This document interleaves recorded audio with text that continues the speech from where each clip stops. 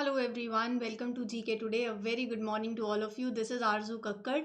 First of all, for all those who are looking for the English version of this video, they can get it on GK Today's new platform, that is GK Today 2.0. The link is given in the description box. शुरू करते हैं फिर आज के important current affairs को देखते हैं क्या है। और शुरू करने से पहले बता देती हूँ सबको कि ये जो क्वेश्चंस जो हम कवर करते हैं ये पार्ट है डेली 20 MCQ सीरीज के, जो कि आपको जीके टुडे की एंड्रॉयड ऐप पर मिल जाएंगे।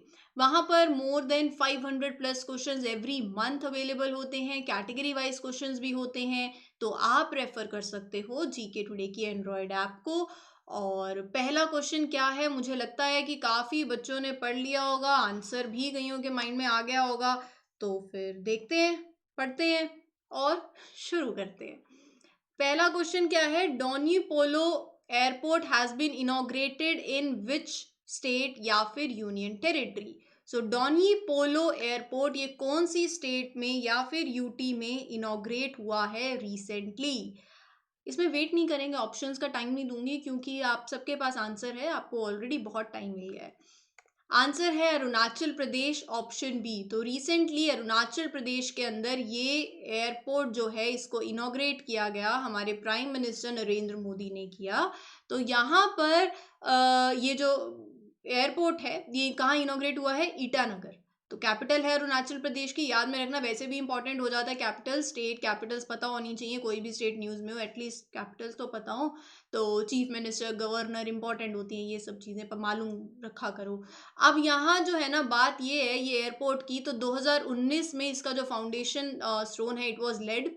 तो देखो 2019 में रखा गया और 2022 में जो है पूरा भी हो गया। ये जो एयरपोर्ट है इस 2300 मीटर लॉन्ग इसका रनवे है, वो वेल सूटेड है for all weather day operations. यहाँ पर एक हिली स्टेट जो है वो पड़ जाती है अरुणाचल प्रदेश। तो ये जो एयरपोर्ट है अरुणाचल प्रदेश में ये थर्ड ऑपरेशनल एयरपोर्ट है। और अगर पूरे नॉर्थ ईस्ट रीजन की बात करूँ तो टोटल 16, तो taking this number total count 16 हो जाता है अब।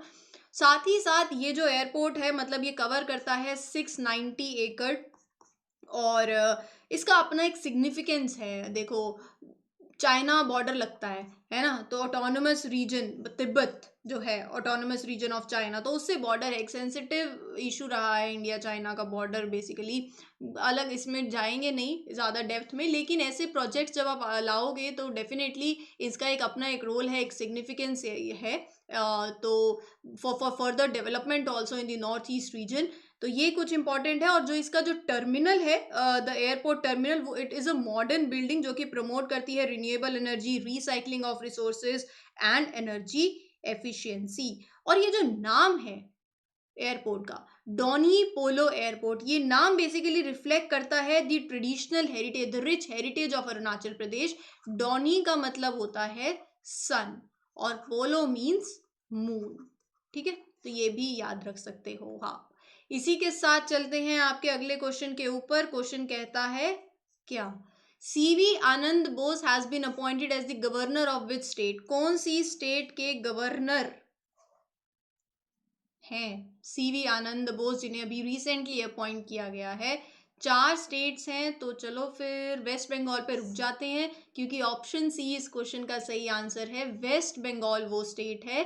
तो सीवी आनंद बोस आप देख सकते हो, डॉक्टर सीवी आनंद बोस को अपॉइंट किया गया है as the new governor of West Bengal. West Bengal की चीफ मिनिस्टर का नाम ममता बनर्जी। और अगर आपसे पूछ लिया जाए chief justice of the Calcutta high court, वो कौन है, जस्टिस प्रकाश श्रीवास्तव, ठीक है। तो द अपॉइंटमेंट जो है इनकी doctor CV Anand Bose was announced by a notification from the Rashtrapati Bhavan. तो ऐसी चीज़ें जो है अपॉइंटमेंट्स हो गई। उसके बाद जैसे मैं बोल रही हूँ ना, स्टेट्स न्यूज़ में हो तो वो स्टेट्स की हर एक चीज़ कोशिश किया करो कि आप कवर करो, मैप में जाकर देखा करो, ठीक है। तो अगला क्वेश्चन देखो, अगला क्वेश्चन कहता है कि विच स्टेट, 4 स्टेट्स हैं आपके पास, कौन सी स्टेट ने होस्ट किया second edition of north east Olympic games in 2022। Which state hosted the second edition of the Northeast Olympic Games in 2022? सही आंसर है ऑप्शन बी, मेघालय।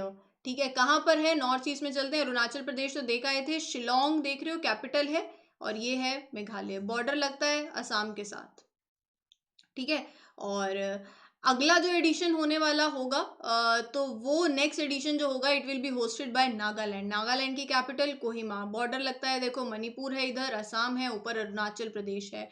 अगर अब मैं वापस मेघालय पे आ जाती हूँ जहाँ पर सेकेंड एडिशन जो है वो होस्ट हुआ बाय शिलोंग मेघालय इन 2022, तो मणिपुर जो है वो emerge as the overall team champion, 240 medal. फिर मणिपुर के बाद, ये रहा मणिपुर ना, मणिपुर के बाद असम सेकंड स्पॉट पे विद 203 मेडल्स, और अरुणाचल प्रदेश फिर उसके बाद। तो ये वीक लॉन्ग इवेंट रहा जहाँ पर about 3000 participants from all around the north east region उन्होंने पार्टिसिपेट किया, दे कम्पीटेड। एंड अगला जो एडिशन है वो कहाँ होगा, नागालैंड के अंदर होगा, ये भी बता दिया। चलते हैं आपके अगले क्वेश्चन के ऊपर। 4 इंस्टीट्यूशंस के नाम हैं, इनमें से वो कौन सा इंस्टीट्यूशन है जिसने 33 मिलियन यूएस डॉलर अनाउंस किए हैं, किस लिए, डिजास्टर मैनेजमेंट के लिए। कहाँ पे अनाउंसमेंट करी है, कॉन्फ्रेंस ऑफ पार्टीज 27, जो कि हम कितनी बार पढ़ चुके हैं। COP 27 समिट कहाँ हुई, इजिप्ट में। इजिप्ट में कहाँ हुई है ये आप मुझे कमेंट में बताना। क्वेश्चन यही है कि विच institution has announce 33 million US dollars for disaster management in COP 27 summit.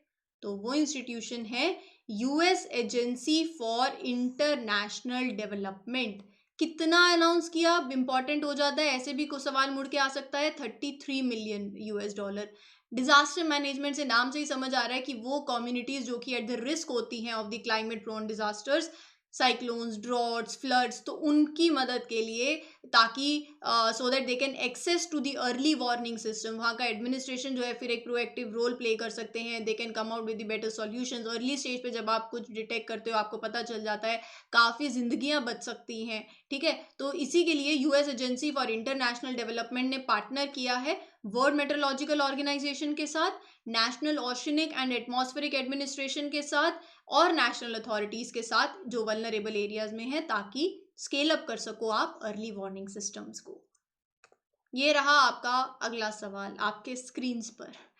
तो इसमें आपको तो कोई ऐसे करोड़ नहीं मिलेंगे, बट नॉलेज करोड़ों की है। As per the recent data, electoral bonds worth how much were sold in India since its launch as of 2022। तो बताइए फिर, 4 ऑप्शंस हैं आपके पास। Electoral bonds worth how much, कितने they were sold in India since its launch. 2018 में ही इसकी guidelines आ गई थी। तो जो हमारे उस टाइम फाइनेंस मिनिस्टर रहे अरुण जेटली जी, उन्होंने अनाउंस की थी guidelines that were related to the electoral bonds in 2018। तो अभी इसका सही आंसर है 10,246 crore, option B. So this is the number, electoral bonds worth 10,246 crore were sold in India since its launch. Electoral bonds क्या है, तो ये जो पहले तो ये देख लो, the State Bank of India sold the electoral bonds worth this much since 2018, और रिसेंट डेटा के हिसाब से जो मेजॉरिटी ऑफ द बॉन्ड्स हैं देवर ऑफ 1 करोड़। फिर उसके बाद लेस देन 10% जो है ऑफ द सब्सक्रिप्शन वो उनकी डिनोमिनेशन रही हैं, जैसे 10 लाख, 1 लाख। तो ये क्या है मैं आपको बताती हूँ। पहले तो बात यही आती है कि इलेक्टोरल बॉन्ड क्या है। अच्छा, एक पर्सन है, उसका नाम है एक्स, मतलब मान लो पर्सन है, ये है हमारा SBI बेसिकली उसको ऑथोराइज है to issue and cash these bonds. अब ये पर्सन को एक पॉलिटिकल पार्टी को फंड करना है, डोनेट करना है, ऐसे लगा लो चलो आप, ठीक है। तो अब क्या करेगा ये पर्सन, ऐसे चला जाएगा कि ये लो 4,000 रुपये मुझे आपको डोनेट करने हैं, ऐसा तो होगा नहीं। और 2,000 से ज़्यादा तो आप 4,000 कैश में नहीं दे सकते। अब ये पर्सन ऐसे जाएगा और ये चला गया SBI के पास, बैंक में जाएगा, बैंक वालों को कहेगा, बैंक वाले क्या करेंगे, उसके हाथ में एक इलेक्टोरल बॉन्ड थमा देंगे, एक पीस ऑफ पेपर होगा, और जो अमाउंट वो चाहते हैं वो दे सकते हैं। वो अमाउंट जो है विड्रॉ हो जाएंगे फिर उनके अकाउंट से। ये इलेक्टोरल बॉन्ड ये पर्सन को जब मिलेगा तो ये पर्सन ये जाएगा उस पॉलिटिकल पार्टी के पास। तो आप ऐसे किसी भी पॉलिटिकल पार्टी को जो है इन इलेक्टोरल बॉन्ड से आप प्रोवाइड कर सकते हो अपना डोनेशन, जो भी आप चाहते हो देना चाहते हो, ठीक है। तो और ये प्रिवेसी भी रहेगी कि कौन सी पॉलिटिकल पार्टी को दे रहे हो नहीं पता, मतलब उस पर कुछ भी ऐसे इलेक्टोरल बॉन्ड पे नहीं लिखा होगा कि इस पॉलिटिकल पार्टी को या ये पर्सन देना चाहते हैं, ऐसा कुछ नहीं होगा, ठीक है। और साथ ही साथ कुछ 2-3 इंपॉर्टेंट बातें वो याद में रख लेना कि ये वैलिड है ये बॉन्ड 15 डेज के लिए, कि जब ये इनको इशू कराया from the date of issue तो 15 दिन तक ही ये वैलिड रहेंगे। और उसके बाद एक दो चीज़ें और हैं, दो चीज़ें हैं। पहली तो ये है कि ये जो बॉन्ड्स हैं ये इशू करेगी SBI in the denomination of 1000 rupees, 10,000 rupees, 1 lakh, 10 lakh या फिर 1 करोड़। कौन सी पॉलिटिकल पार्टी एलिजिबल है ये लेने के लिए, ठीक है। दो बातें हैं याद में रखना, वो पॉलिटिकल पार्टी रजिस्टर होनी चाहिए section 29A of the representation of people act 1951 के अंदर। दूसरी बात, उस पॉलिटिकल पार्टी ने सिक्योर करे हो at least 1% vote, 1% vote in the last general elections, ठीक है, to the house of people of the legislative assembly. तो मतलब they should have secured not less than 1%, मतलब एटलीस्ट 1% वोट्स वो सिक्योर करे हो। तो ये इंपॉर्टेंट बातें थी, कहीं से भी अब घुमा फिरा के क्वेश्चन आएगा और आप सॉल्व कर ले जाओगे, मुझे अब आपसे अच्छी उम्मीद है। अगला सवाल कहता है कि which is the first proposed bilateral fund of national investment and infrastructure fund, बताइए जरा। First proposed bilateral fund of national investment and infrastructure fund, NIIF। Answer है India Japan fund, option C इस क्वेश्चन का सही answer है। तो अभी recently government of India has propose through an MOU, एक मेमोरेंडम ऑफ अंडरस्टैंडिंग साइन हुआ है 2022 में ही, अभी 9 नवंबर को, between the national investment and infrastructure fund limited and Japan Bank of International Development. एक 5th मीटिंग हुई of the governing council of the national investment and infrastructure fund, जिसको चेयर किया गया by union finance minister Nirmala Sitharaman ji. ये क्या है NIIF fund? Basically नाम से ही पता चल रहा है, national investment and infrastructure fund एक गवर्नमेंट बैक्ड एंटिटी है। इसको एस्टैब्लिश किया गया ताकि आप लॉन्ग टर्म कैपिटल प्रोवाइड कर सको कंट्री के इंफ्रास्ट्रक्चर सेक्टर को। कितनी अपॉर्चुनिटीज़ हैं आप देखो, PM गति शक्ति मास्टर प्लान है, national infrastructure pipeline, core infrastructure corridors हैं, इंफ्रास्ट्रक्चर एक बैकबोन है, बहुत इंपॉर्टेंट रोल प्ले करता है, जॉब क्रिएशन होती है, तो उसके लिए है। Green field investment, brown field investment, कोई भी project from the scratch start होता है तो उसको ग्रीन फील्ड कहते हैं, या फिर बना हुआ है आप उसके ऊपर कुछ चेंजेस करते हो और ज़्यादा उसको आगे लेके जाते हो तो दैट इज़ ब्राउन फील्ड, ठीक है। तो उन सब के लिए है ये। और यहाँ एक चीज़ और याद में रख लेना कि इंडियन गवर्नमेंट का स्टेक है 49% इन NIIF, और बाकी जो है it is held by foreign या फिर जो भी डोमेस्टिक इन्वेस्टर्स होंगे वो। चलते हैं अगले सवाल पे। यूनेस्कोज वर्ल्ड फिलोसफी डे की थीम क्या रही है इस बार की 2022? वो है the human of the future, option A इस क्वेश्चन का सही आंसर है। ऐसी कोई डेट नहीं है कि कब होता है वर्ल्ड फिलोसफी डे, लेकिन हर साल जो भी नवंबर का 3rd थर्सडे होगा ना, तीसरा वीरवार, तो जो 3rd थर्सडे होगा नवंबर का, तो वर्ल्ड फिलोसफी डे तब सेलिब्रेट किया जाता है बाय यूनेस्को। जिसमें क्यों करते हैं? ताकि आप फिलॉसफी की वैल्यू जो है उसको हाईलाइट कर सको, आपका ह्यूमन थॉट जो होता है, आप सोचने का तरीका, वो डेवलप होता है for the each individual, for each culture. So या अब चलते हैं फिर आपके अगले क्वेश्चन के ऊपर। कांगड़ा मिनिएचर पेंटिंग, ये न्यूज़ में रही, is made in which state? तो चलते हैं फिर आंसर पे। हिमाचल प्रदेश जो है, ऑप्शन B इस क्वेश्चन का सही आंसर है। न्यूज़ में इसलिए रही है, लेकिन उससे पहले आप ये देख लो, मतलब ऐसी ये कांगड़ा पेंटिंग्स होती हैं हिमाचल प्रदेश से। प्राइम मिनिस्टर नरेंद्र मोदी ने जब इंडोनेशिया बाली के अंदर G20 समिट अभी कंक्लूड हुई, 17 समिट थी, याद है ना, अब India will assume the presidency, तो तब ये मिनिएचर पेंटिंग जो है हमारे प्राइम मिनिस्टर ने US के प्रेसिडेंट जो बाइडन को प्रेजेंट करी with a Kangra miniature painting from Himachal Pradesh, इसीलिए हम पढ़ रहे हैं उसको। ये पेंटिंग आप देख सकते हो, इस तरीके की होती है। चलते हैं फिर अगले सवाल पे। नेचुरोपैथी डे ऑब्जर्व किया जाता है, ठीक है, to commemorate the membership of which leader? Mahatma Gandhi अगर दिख रहा है ऑप्शन ए तो बस इसके आगे नहीं जाना है अपने को, ऑप्शन ए ही इस क्वेश्चन का सही आंसर है। To commemorate the membership of Mahatma Gandhi naturopathy day observe किया जाता है। 2018 से हम इसको ऑब्जर्व कर रहे हैं। The main event was organised at national institute of naturopathy Pune के अंदर। कब होता है? हर साल होता है। 18 नवंबर को हम ऑब्जर्व करते हैं नेचुरोपैथी डे, जिस दिन Mahatma Gandhi became a life member of nature cure foundation trust.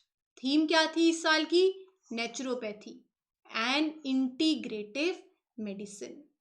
ठीक है, तो फिर चलते हैं अगले सवाल पे। What is the theme of world toilet day 2022? बताओ जरा, क्या सोचते हो आप? सही सोच रहे हो? Making the invisible visible.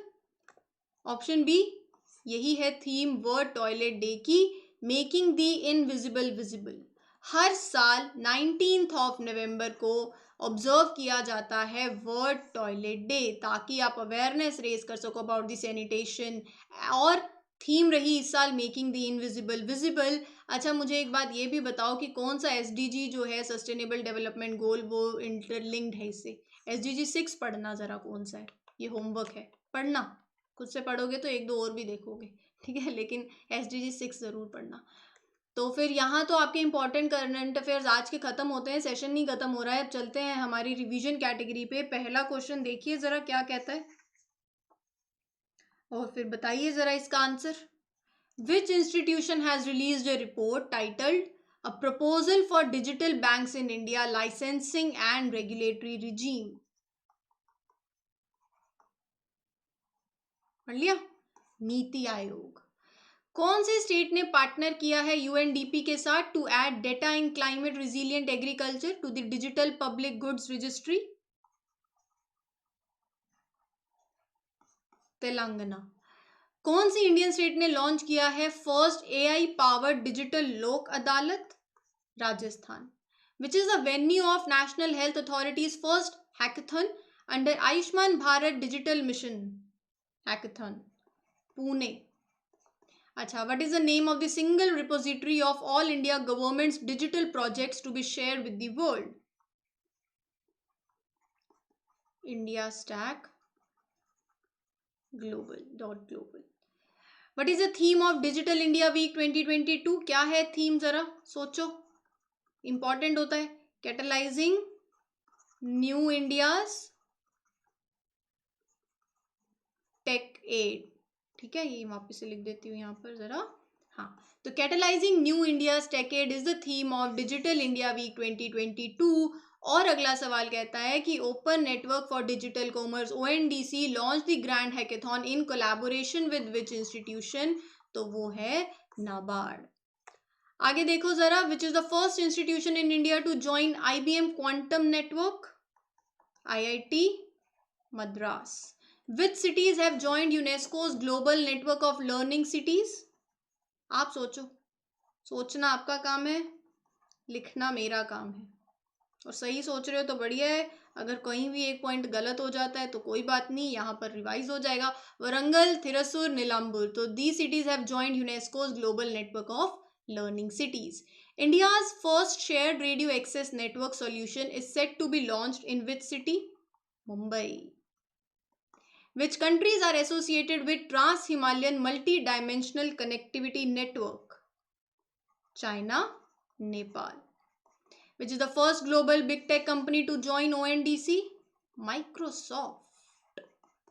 अच्छा, as per the report Basic Road Statistics in India 2018-19, कौन सी स्टेट है जहां पर largest network of national highway, state highways और रूरल रोड्स हैं? Maharashtra. India recently signed a MoU कौन सी कंट्री के साथ for participation in e Vidya Bharati and e Arogya Bharati network project? Madagascar. Nokia has partnered with which institution to set up its Center of Excellence in Network Robotics? IISc, Bangalore. News Initiative India Training Network is an initiative of which company? Google. अच्छा, ये question repeated ही है, वो नाबार्ड अभी देखा था ना, ONDC launch grand hackathon in collaboration with which institution? NABARD. अच्छा, ONDC is the initiative of which government body? Department for promotion of industry and internal trade. तो चलो फिर आगे देखो, अगला क्वेश्चन क्या है। Which DRDO laboratory develop networking traffic analysis? Centre for artificial intelligence and robotics. मैंने आपको होमवर्क नहीं दिया ना, तो चलो फिर ये होमवर्क ले लो आज। पीछे कोई होमवर्क नहीं दिया, मतलब 2 स्लाइड से। Which network has partnered with UN Women for advancing women's economic empowerment? LinkedIn. Which Indian has been selected as global SDG pioneer for the UN Global Compact Network in 2022? Ramakrishna मुकाविली। और ये question आपका homework हो जाएगा, ठीक है।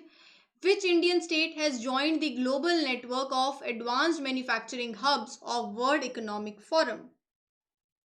बताइए। Andhra Pradesh. Network operation and control center charges seen in the news sometimes is associated with which sector? Telecommunication. तो यहाँ पर आपका सेशन होता है कंप्लीट। 3 क्वेश्चन ये हो गए, 2 और वो टोटल 5 क्वेश्चन हो गए जो आपके लिए होमवर्क में चले जाते हैं, और मैं एक्सपेक्ट करूंगी सभी के आंसर्स कमेंट सेक्शन में। इसी के साथ आई आरजू Kakkar wish you all a very best of luck. खुश रहो, स्वस्थ रहो, और जो भी आज आपका प्लान है, शेड्यूल है, अच्छे से उसको फॉलो करो। और yes, thank you everyone, take care.